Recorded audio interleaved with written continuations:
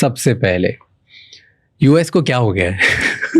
What is, क्यों India के पीछे पड़ गया यूएस इतना बुरी तरह से? इसी आई थिंक सबसे पहले तो समझने की ये ज़रूरत है कि यूएस वर्ल्ड की सबसे बड़ी इकोनॉमी है और यूएस में जेन्युइनली प्रॉब्लम्स हैं और यूएस उस प्रॉब्लम को सॉल्व करने की कोशिश कर रहा है।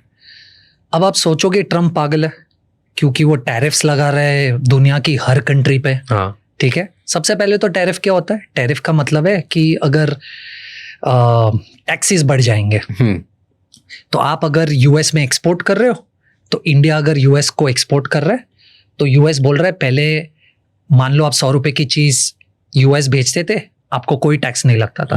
अब आप अगर 100 रुपए की चीज भेजोगे तो मैं 20% टैक्स लगाऊंगा, तो वो चीज 120 रुपए में यूएस में मिलेगी। 20 रुपया यूएस गवर्नमेंट की इनकम है एज टैक्सेस, तो टैक्स को टैरिफ बोलते हैं। ओके। वो क्यों कर रहा है? वो जो कर रहा है वो सही है। You will be surprised to hear this, क्योंकि यूएस वर्ल्ड की सबसे बड़ी इकोनॉमी है और सबसे बड़ा कंज्यूमर है। तो वर्ल्ड उसको बेच रहा है, चाइना उसको बेचता है कुछ ना कुछ, इंडिया उसको बेचता है, हर कोई उसको बेच रहा है, राइट? और ट्रंप ने आकर रियलाइज किया कि जब यूएस एक्सपोर्ट करता है तो इंडिया उसको 70% टैक्स लगा देता है गाड़ी पे।